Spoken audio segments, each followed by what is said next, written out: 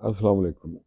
آئیے آج ایک عظیم ہستی پہ بات کریں، ایک ایسی ہستی جس کا کوئی نعم البدل نہیں ہے، ماں، رب کا دوسرا نام، مدر نیچر کا دوسرا نام، اور جنت ماں کے قدموں کے تلے بتائی گئی ہے۔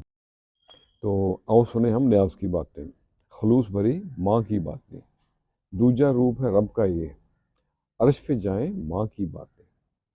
لکھنے والے نے لکھا کہ ماں وہ ہستی ہے جس کی تعریف میں دنیا کے تمام الفاظ ختم ہو جائیں، کم پڑ جائیں، اور دعا نے کہا کہ ماں وہ شخصیت ہے جو ہر وقت اولاد کے لیے بہتری کی دعا ہی کرتی ہے۔ اور جنت نے کیا کہا کہ جنت وہ ہستی ہے جو ماں کے قدموں کے تلے ہے۔ اور ان سب سے بڑھ کے رب نے کیا کہا کہ ماں میری طرف سے لوگوں کے لیے ایک نایاب اور قیمتی تحفہ ہے۔ اللہ اکبر۔ دنیا میں سب سے پیارا رشتہ ماں کا ہے۔ وہ ماں ہی ہے جو کہ اپنی اولاد کی بہتری کے لیے بڑے سے بڑے علاؤں میں کود سکتی ہے، بڑی سی بڑی مشکل میں خود کو ڈال سکتی ہے۔